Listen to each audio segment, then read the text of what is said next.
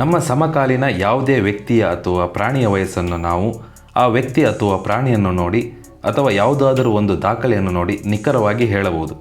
ಹಾಗೆಯೇ ಅತಿ ಪುರಾಣದ ವ್ಯಕ್ತಿ, ಪ್ರಾಣಿ ಹಾಗೂ ಇತರ ಜೀವಿಗಳ ಕಲೆಬರಹವನ್ನು ನೋಡಿ ಇದು ಎಷ್ಟು ವರ್ಷದ ಹಿಂದೆ ಜೀವಿಸಿದೆ ಎಂದು ನಿಖರವಾಗಿ ಹೇಳಲು ಕಾರ್ಬನ್ ಡೇಟಿಂಗ್ ಎನ್ನುವ ಕೆಮಿಕಲ್ ಮೆಥಡ್ ಅನ್ನು ಪುರಾತನ ತಜ್ಞರು ಉಪಯೋಗಿಸುತ್ತಾರೆ. ಕಾರ್ಬನ್ ಡೇಟಿಂಗ್ ಎಂದರೆ ರೇಡಿಯೋ ಆಕ್ಟಿವ್ ಅಥವಾ ವಿಕಿರಣಶೀಲ ಕಾರ್ಬನ್ ಐಸೋಟೋಪ್ನ ಪ್ರಾಪರ್ಟೀಸನ್ನು ಉಪಯೋಗಿಸಿ ಯಾವುದೇ ಆರ್ಗ್ಯಾನಿಕ್ ಮೆಟೀರಿಯಲ್ನ ವಯಸ್ಸನ್ನು ಕಂಡುಹಿಡಿಯುವುದಾಗಿದೆ. ಈ ಟೆಕ್ನಾಲಜಿಯನ್ನು ಉಪಯೋಗಿಸಿ 500ರಿಂದ 50,000 ವರ್ಷದ ಹಳೆಯ ಯಾವುದೇ ಜೀವಿಯ ನಿಖರ ವಯಸ್ಸನ್ನು ಕಂಡುಹಿಡಿಯಬಹುದಾಗಿದೆ. ನಿಮ್ಮಲ್ಲಿ ಕೆಲವರಿಗೆ ಹಾಫ್ ಲೈಫ್ ಥಿಯರಿ ಮತ್ತು ಪಿರಿಯಾಡಿಕ್ ಟೇಬಲ್ ಬಗ್ಗೆ ಗೊತ್ತಿರಬಹುದು. ಪಿರಿಯಾಡಿಕ್ ಟೇಬಲ್ ಎಂದರೆ ಕೆಮಿಕಲ್ ಎಲಿಮೆಂಟನ್ನು ಅದರ ಅಟಾಮಿಕ್ ನಂಬರ್ನ ಸಹಾಯದಿಂದ ಜೋಡಿಸಿರುವುದು. ಹಾಗೆಯೇ ಈ ಎಲಿಮೆಂಟ್ ತನ್ನ ಮಾಸನ್ನು ಅರ್ಧದಷ್ಟು ಕಡಿಮೆಗೊಳಿಸಲು ತೆಗೆದುಕೊಳ್ಳುವ ನಿರ್ದಿಷ್ಟ ಸಮಯವನ್ನು ಹಾಫ್ ಲೈಫ್ ಎನ್ನುತ್ತಾರೆ. ಉದಾಹರಣೆಗೆ ಆಕ್ಸಿಜನ್ 14ನ ಹಾಫ್ ಲೈಫ್ 70.62 ಸೆಕೆಂಡ್. ಹಾಗೆಯೇ ಕಾರ್ಬನ್ 14ನ ಹಾಫ್ ಲೈಫ್ 5730 ವರ್ಷ ಮತ್ತು ಯುರೇನಿಯಂ 238ನ ಹಾಫ್ ಲೈಫ್ 4.5 ಬಿಲಿಯನ್ ಇಯರ್ಸ್. ಇದು ರೇಡಿಯೋಮೆಟ್ರಿಕ್ ಡೇಟಿಂಗ್ನ ಮೂಲ ಪ್ರಮೇಯ. ಕಾರ್ಬನ್ ಎಲಿಮೆಂಟ್ ಎಲ್ಲ ಜೀವಿಯ ದೇಹದಲ್ಲಿ ಇರುವ ಕಾರಣದಿಂದಲೇ ಕಾರ್ಬನ್ ಡೇಟಿಂಗ್ ಮೆಥಡನ್ನು ಸಾಮಾನ್ಯವಾಗಿ ಬಳಸುತ್ತಾರೆ. ಇದರ ಕಾರ್ಯವೈಖರ್ಯವನ್ನು ಚಿಕ್ಕದಾಗಿ ವಿವರಿಸುತ್ತೇನೆ, ದಯವಿಟ್ಟು ಗಮನವಿಟ್ಟು ಕೇಳಿ. ಯಾವುದೇ ಒಂದು ಕಾರ್ಬನ್ ಅಟೋಮ್ನಲ್ಲಿ 6 ಎಲೆಕ್ಟ್ರಾನ್ ಮತ್ತು 6 ನ್ಯೂಟ್ರಾನ್ ಇರುತ್ತದೆ. ಇದನ್ನು ಕಾರ್ಬನ್ 12 ಎಂದು ಕರೆಯುತ್ತಾರೆ.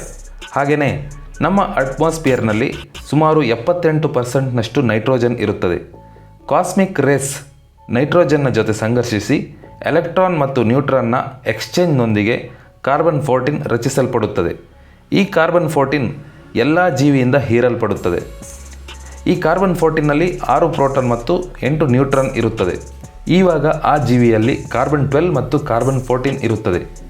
ಈ ಜೀವಿಯು ಸತ್ತಾಗ ಕಾರ್ಬನ್ನನ್ನು ಹೀರುವುದು ನಿಲ್ಲಿಸಿಬಿಡುತ್ತದೆ. ಜೀವಿಯ ದೇಹದಲ್ಲಿರುವ ಕಾರ್ಬನ್ 12 ಅಣುವು ಸ್ಟೇಬಲ್ ಆಗಿ ಇರುತ್ತದೆ.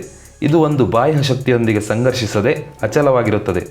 ಆದರೆ ಕಾರ್ಬನ್ 14 ಬಾಹ್ಯ ವಿಕಿರಣದೊಂದಿಗೆ ಸಂಘರ್ಷಿಸಿ ನೈಟ್ರೋಜನ್ಗೆ ಪರಿವರ್ತನೆಯಾಗುತ್ತದೆ. ಇದನ್ನು ಕಾರ್ಬನ್ 14 ಡಿಕೆ ಅಥವಾ ನಶಿಸುವಿಕೆ ಎನ್ನುತ್ತಾರೆ. ಇದು ತನ್ನ ಅರ್ಧದಷ್ಟು ನಶಿಸಲು ಸುಮಾರು 5730 ವರ್ಷಗಳು ತಗೊಳ್ಳುತ್ತದೆ.